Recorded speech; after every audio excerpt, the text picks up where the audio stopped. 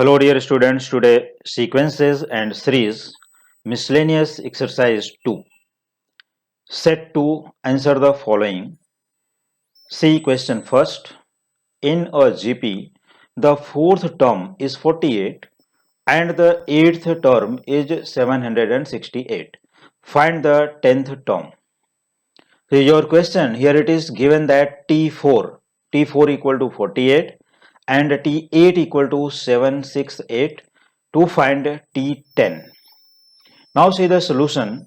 Since formula for nth term of GP Tn equals A into R raised to n minus 1. It is formula. Since T4 is given that 48. It is given. Therefore T4 equals A into R raised to 4 minus 1 equal to 48. What does it mean? This means AR cube equal to 48 and let it be equation number first. Since eighth term, that is eighth term is 768. Since T8 equal to 768, it is given. Therefore, T8 equals A into R raised to 8 minus 1. Therefore, AR raised to 7 equal to 768 because AR raised to 8 minus 1 is 768. So, we get two equations by using these two given terms. First one AR cube equal to 48 and the second one AR raised to 7 equal to 768. So dividing equation 2 by equation 1 because we need to find the value of R first. So if we divide these two equations, so A will be cancelled. See here AR raised to 7 upon AR cube equal to 768 upon 48. So here A going by A, R raised to 7 upon R cube becomes R raised to 4. And here 768 upon 48 becomes 16. So R raised to 4 equal to 16. So this implies that R to the power 4 equal to 2 to the power 4. Therefore R equal to 2. Because indices property says if the powers are equal then their bases are same.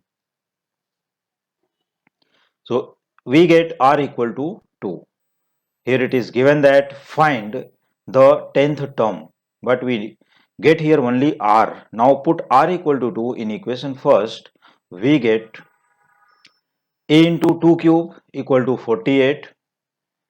Therefore A into 8 equal to 48 and this implies that A equals 48 upon 8, that is A equals 6.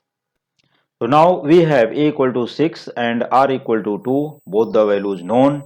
A equal to 6 and R equal to 2, then we can find easily 10th term of the GP.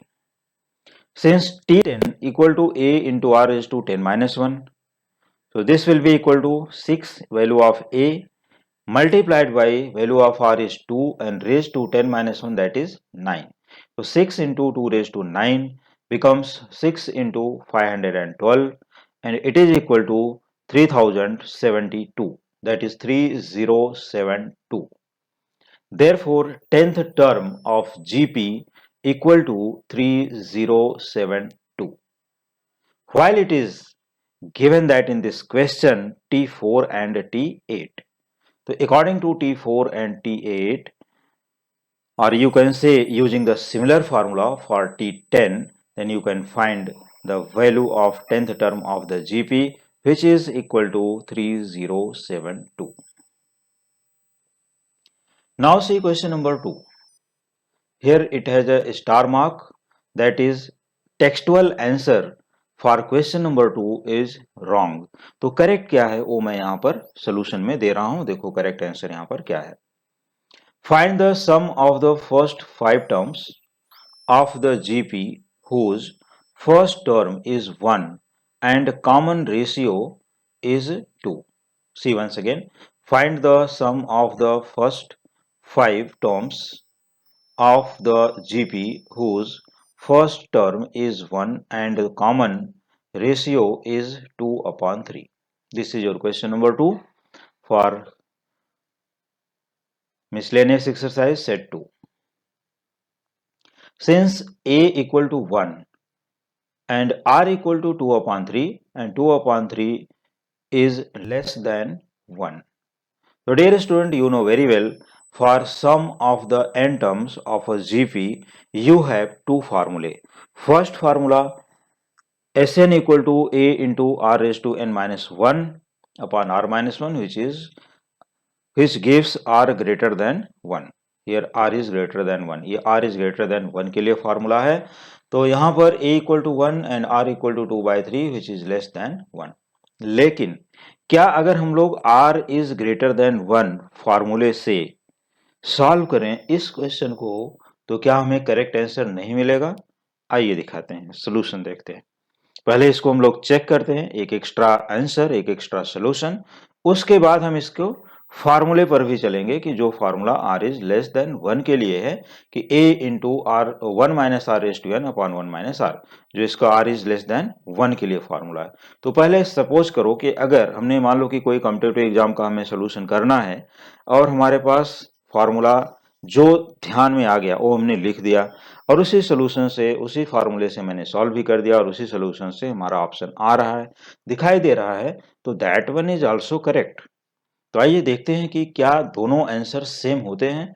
तो देखो, पहले तो मैं यहाँ पर दे रहा हूँ r is greater than 1 के लिए ये फार्मूला है, लेकिन मैं उसी फार्मूले से r इज लेस देन 1 के लिए भी सॉल्व कर रहा हूँ.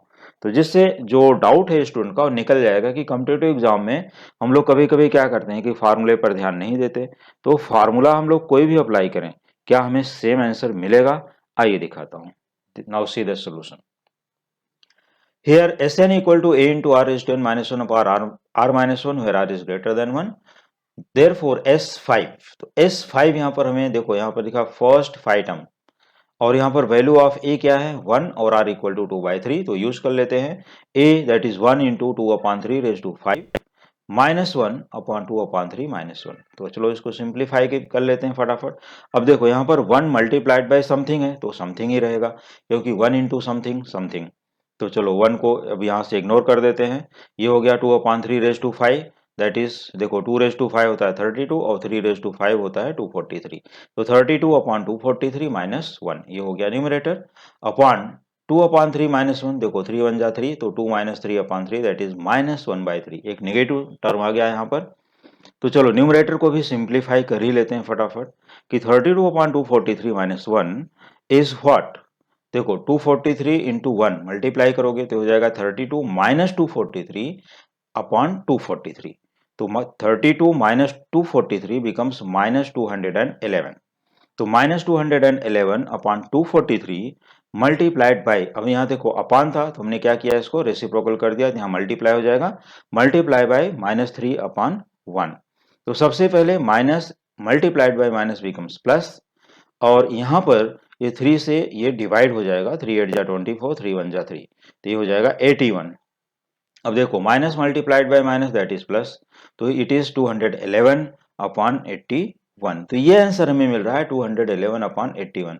तो आइए देखते हैं. अब देखो इसके लिए मैंने यहाँ पर इसको करली ब्रैकेट में मार्क कर दिया है कि ये सोल्यूशन स्टूडेंट को सिर्फ कंपेयर करने के लिए मैं दे रहा हूँ, न कि इस सोल्यूशन को हमें दिखाना है. हमें जो दिखाना है तो मैं इसको थोड़ा हाईलाइट कर देता हूँ. यहाँ पर एक फार्मूला है हमारे पास, तो इस फार्मूले को हमें यहाँ से स्टार्ट करना है अपना सोल्यूशन. सिर्फ यहाँ पर हमें से लेना है गिवन टर्म्स.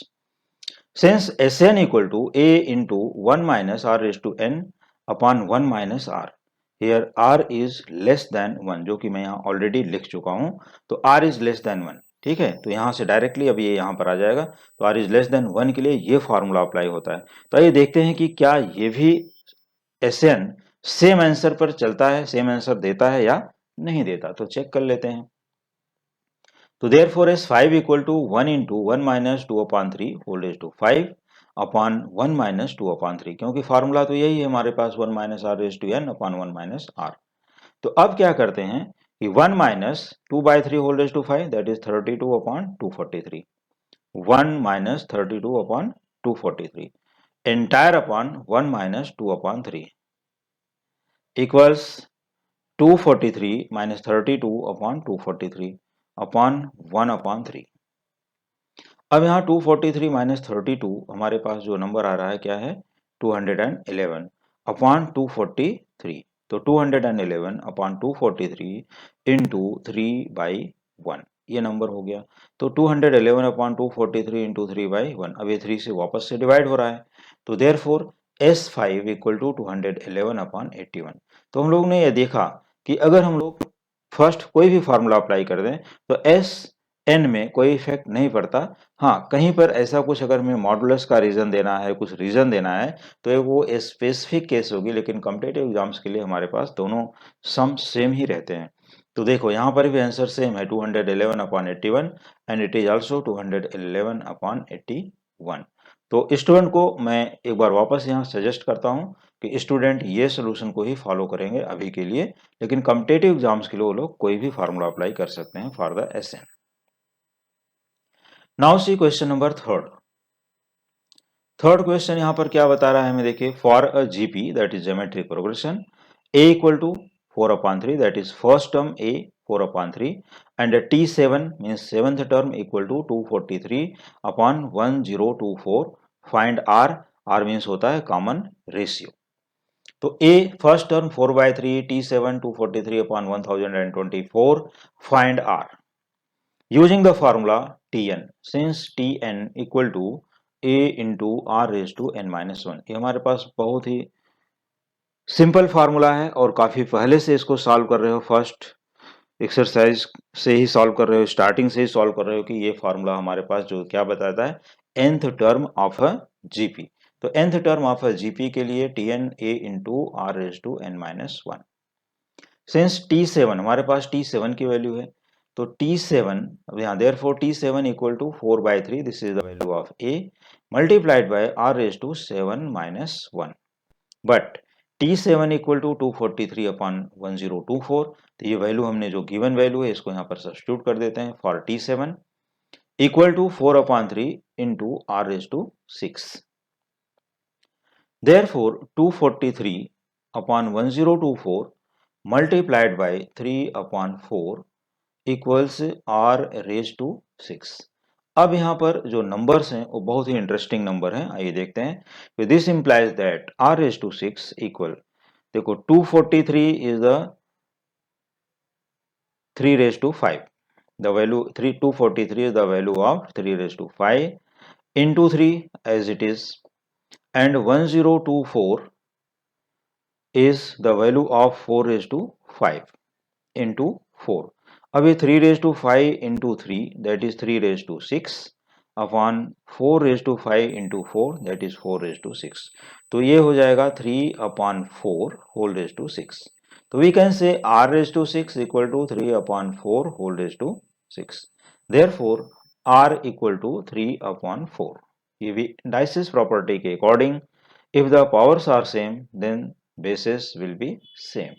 तो r इक्वल टू 3/4, और यही हमें फाइंड करना था इस क्वेश्चन के लिए कि find the value of r that is common ratio. तो इसके पहले जो भी क्वेश्चन सॉल्व किए गए हैं, अभी इसके जस्ट पहले प्रीवियस वीडियो में सभी स्टूडेंट ने देखा कि मल्टीपल चॉइस क्वेश्चंस बहुत ही ट्रिकी और बहुत ही शॉर्टकट वे में सॉल्व किए जा सकते हैं। तो कॉम्पिटिटिव एग्जाम की जो प्रिपरेशन होती है वो कोई बहुत डिफिकल्ट काम नहीं है। This is the very simple, very easily you can solve. तो इस क्वेश्चन को यहाँ पर मान लो कि अगर यही क्वेश्चन कॉम्पिटिटिव एग्जाम में आता तो इसी क्वेश्चन को हम लोग इमीडिएटली यहाँ पर फैक्टराइज करते और value of r equal to 3/4 लेकर के आते थे। तो इतना डिटेल्स में लिखने की जरूरत नहीं है। लेकिन अगर यही question college exam, board exam या जहाँ पर हमें डिस्क्रिप्टिव सोल्यूशन देना है, डिटेल्स में सोल्यूशन देना है, तो वहाँ पर हमें full solution with formula solve करके दिखाना ही पड़ेगा। तो चलो यहाँ पर हमें मिल गया easily value of r equal to 3/4। और जो भी स्टूडेंट को अगर फार्मूले में कोई भी प्रॉब्लम है, अंडरस्टैंडिंग में प्रॉब्लम है, तो you can ask in the comment section your doubts. Now see question number 4। अब यहाँ पर हमारे पास जो फोर्थ क्वेश्चन आने वाला है ये भी बहुत ही इंटरेस्टिंग क्वेश्चन है, और इस क्वेश्चन को मैं ये बताऊंगा कि सभी स्टूडेंट को एटलीस्ट ट्वाइस और थ्राइस प्रैक्टिस करना चाहिए। See question number 4. For a sequence, if Tn equal to 5 raised to n minus 2 upon 7 raised to n minus 3, verify whether the sequence is a GP if it is GP find the first term and common ratio. ये है हमारा question. तो यहाँ पर जो सबसे important thing है वहाँ पर क्या दिया गया है, देखो यही टर्म हमारे पास अवेलेबल है, Tn equal to 5⁻n-2 upon 7⁻n-3। ये टर्म ही हमारे पास अवेलेबल है और इसी टर्म के हेल्प से हमें कुछ भी फाइंड करने के लिए बोला जाएगा।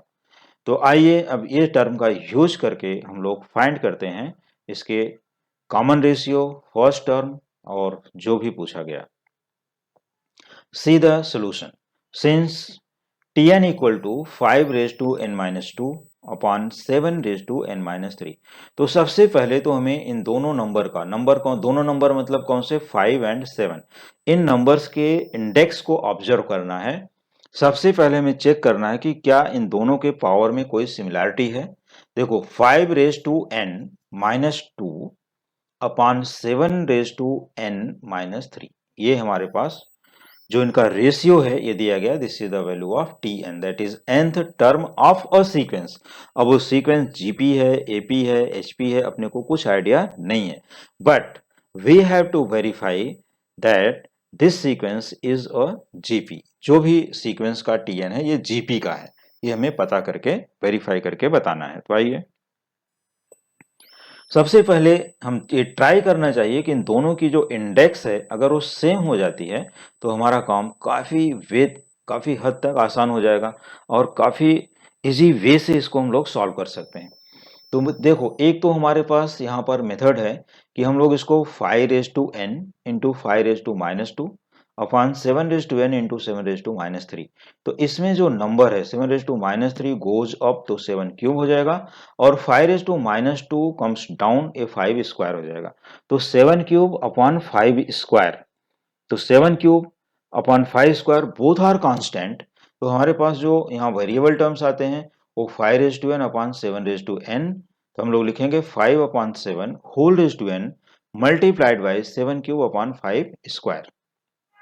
This is the value of Tn। तो एक तो यहां से हम ब्रेक कर सकते हैं।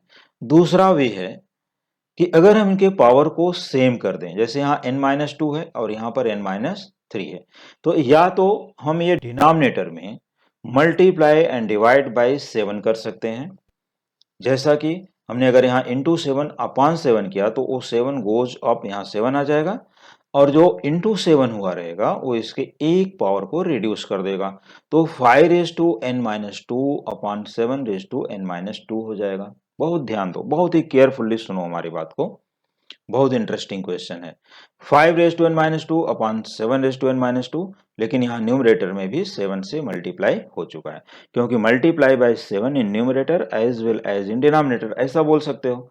तो जो डिनोमिनेटर में हमने 7 से मल्टीप्लाई किया उस 7 का पावर क्या है, 1, इंडेक्स है 1, तो 7 इंटू 7⁻n-3 बिकम 7⁻n-2, इन दोनों की पावर n-2 हो जाएगी, तो 5 upon 7 whole raise to n-2 भी लिख सकते हो, लेकिन यहाँ एक 7 एक्स्ट्रा दिखेगा जैसे इसमें 5 दिख रहा है।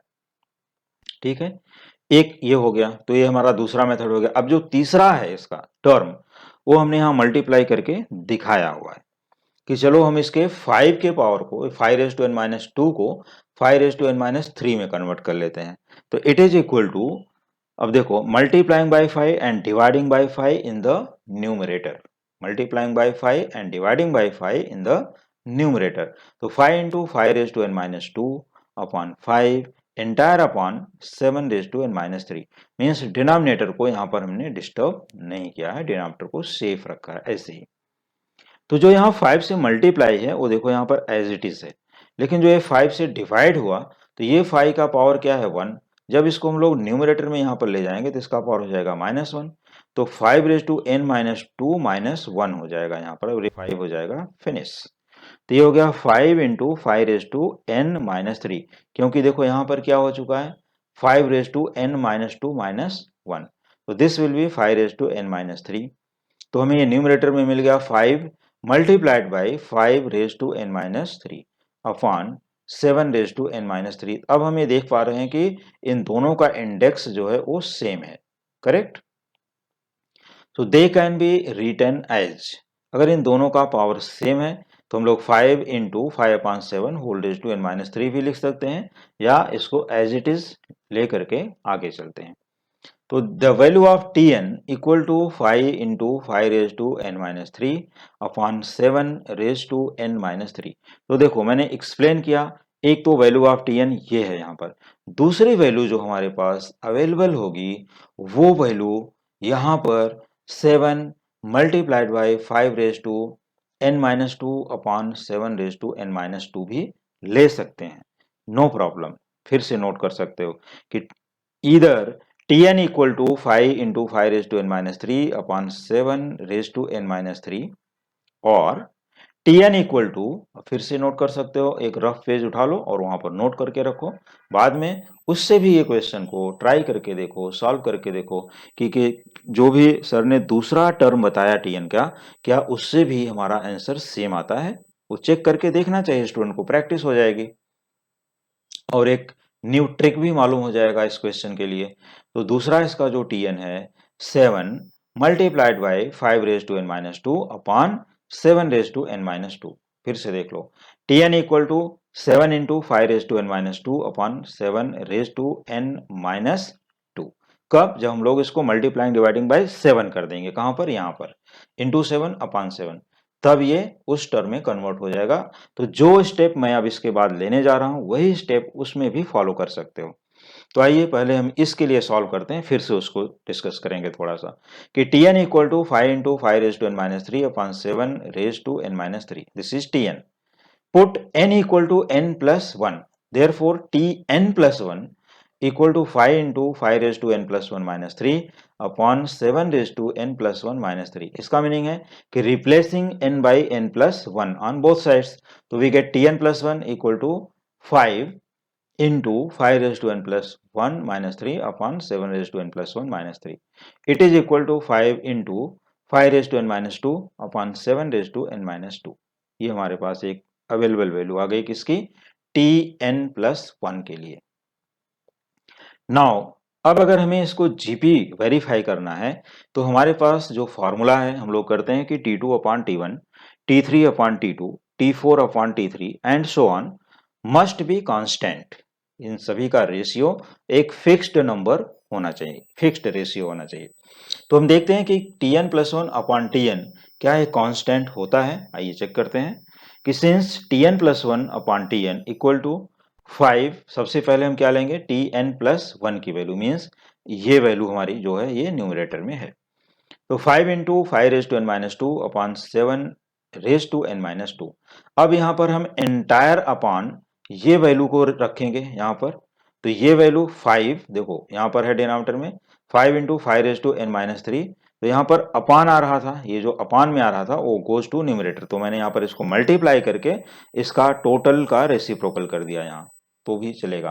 देखो Tn plus 1 upon Tn equal to 5 into 5 raise to n minus 2 upon 7 raise to n minus 2 multiplied by reciprocal of this value, क्योंकि इसका हमने यहाँ पर ये डिवाइड किया है तो यहाँ पर मल्टीप्लाई करके यहाँ रेसिप्रोकल कर सकते हैं। तो ये हो जाएगा 7 raise to n minus 3 upon 5 into 5 raise to n minus 3। Now 5 going by 5, ये 5 गेट कैंसल्ड हो गए। अब इसके बाद यहाँ therefore Tn plus 1 upon Tn equal to, अब देखो न्यूमरेटर क्या है 5 रेज टू n माइनस 2, तो 5 रेज टू n माइनस 2 और ये जो 5 रेज टू n माइनस 3 यहाँ डिनोमिनेटर में है, इसको हम न्यूमरेटर में ट्रांसफर करते हैं तो पावर बिकम्स नेगेटिव, जो इनकी साइन है वो चेंज हो जाएगी, तो माइनस n प्लस 3 हो गया डिनोमिनेटर का साइन यहाँ पर।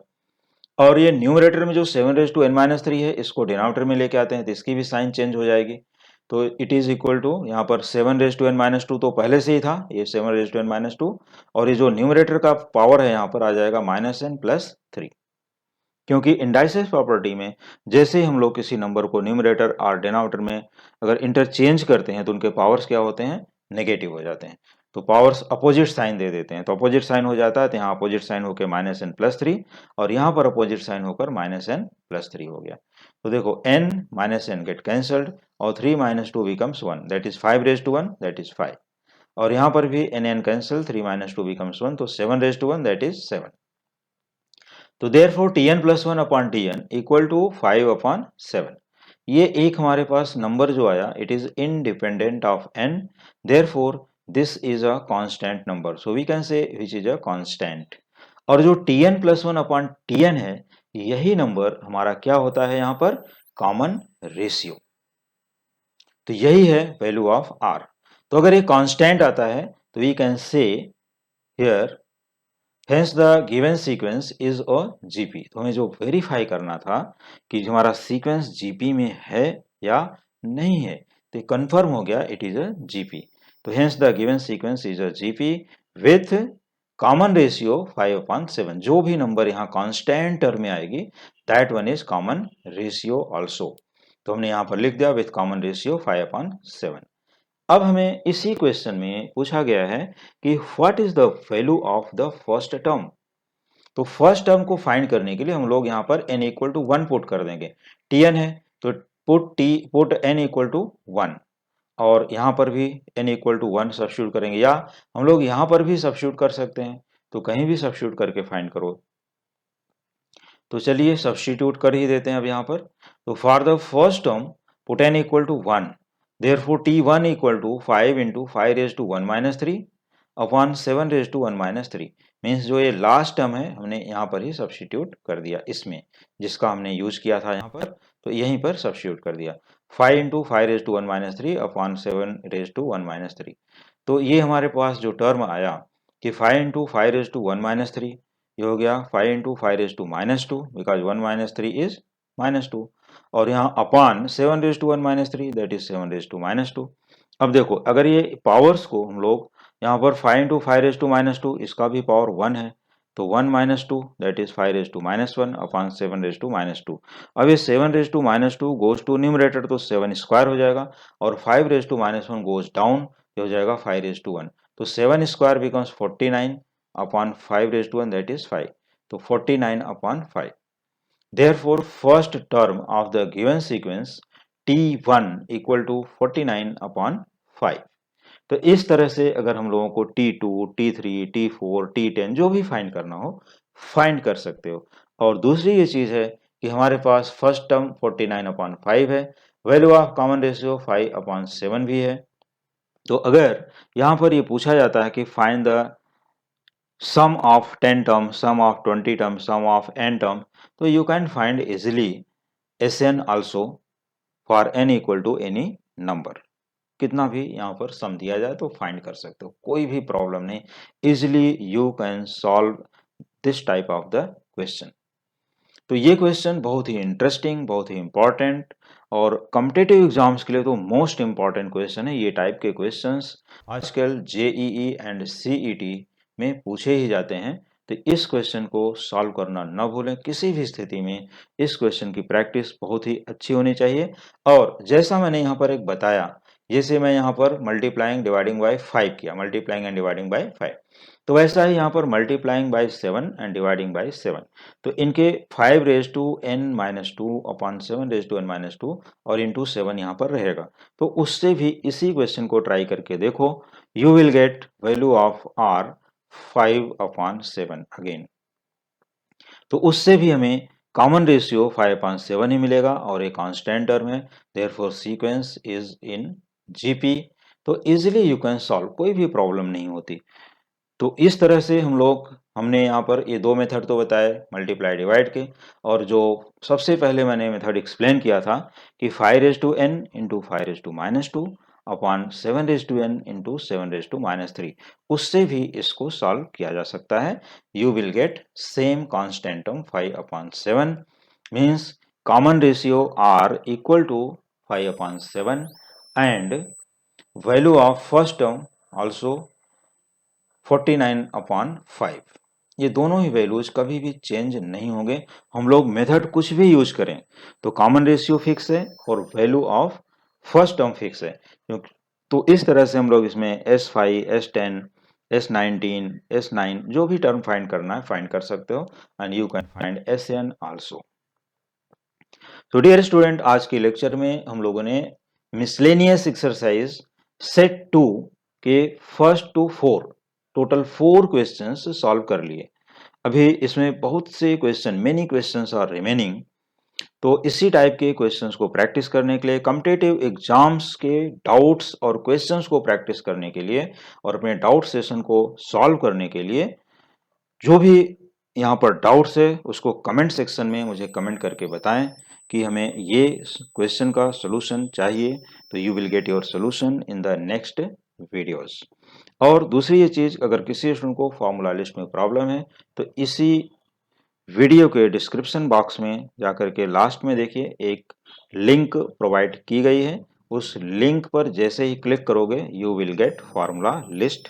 एक फार्मूला लिस्ट ओपन हो जाएगी, वहाँ पर फार्मूला लिस्ट को रिवाइज करके उसके बाद फिर से किसी भी एक्सरसाइज को प्रैक्टिस कर सकते हो।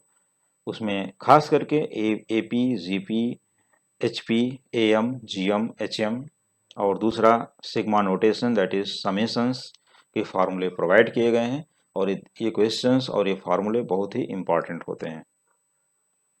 तो डियर स्टूडेंट, आज के लेक्चर को हम लोग यहाँ टिल क्वेश्चन नंबर 4 तक ही क्लोज करते हैं, और इसी टाइप के क्वेश्चंस को प्रैक्टिस करने के लिए और रिमेनिंग क्वेश्चंस को प्रैक्टिस करने के लिए, रिमेनिंग चैप्टर्स को सॉल्व करने के लिए देखते रहिए हमारे coming videos. Thank you so much.